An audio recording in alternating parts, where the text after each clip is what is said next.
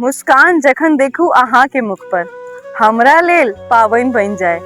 जीवनक भोर अहाँ से हमर, राम सीता के जोड़ी बनि जाए। सुख दुख में संग अहीं छी, सातो जन्म के हकदार अहीं छी।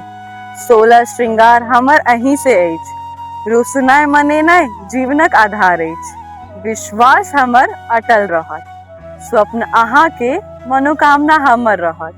हमर तपस्या के फल अहाँ छी, दिल में बसल प्राणनाथ अहीं छी। अहाँ के पाइब हम धन्य भेलहुँ हँ, लागे जेना जिबते हम मोक्ष पाइब लेलहुँ हँ।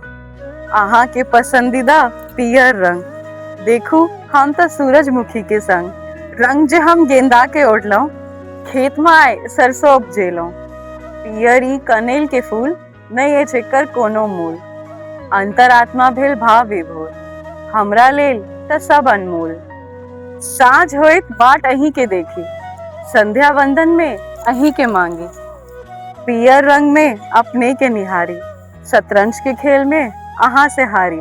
चूल्हा पर के धुआं टीस मारैया आँख में, पसंदीदा अहाँ के आमक चटनी पीस रहल छी सिलौट में। जीवन भर के वचन हमरा दऽ कऽ देलहुँ सत्य प्रेम के प्रमाण।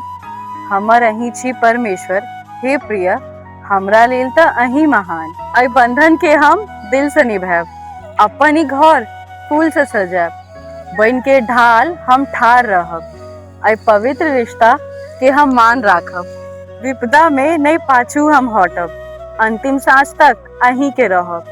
अहीं हमर शक्ति बनल छी, आ अहीं हमर कमजोरी बनल छी। अहाँ लेल हमर प्रेम सागर के समान अछि, सफलता अहाँ के कदम चूमे हमर इहे प्रेरणा अछि। अहाँ के दुख तकलीफ हमर भ जाए, आ हमर सुख सुविधा अहाँ के रह जाए। अनलहुँ जखन साड़ी अहाँ पियर, कोना चलि जैतहुँ हम अपन नैहर। हमरा त लाल नीक लागैया, पर पियर में अहाँ के प्रेम भरपूर झलकैया। हर जन्म बस अहीं लेल आस, महादेव से अहाँ लेल उपास। हमर हर बंधन अहाँ से पूरा भ जाए, पार्वती जकाँ हमहू सुहागिन रह जाए। हमर प्राणनाथ हमर अभिमान, हमरा अछि अहीं पर गुमान।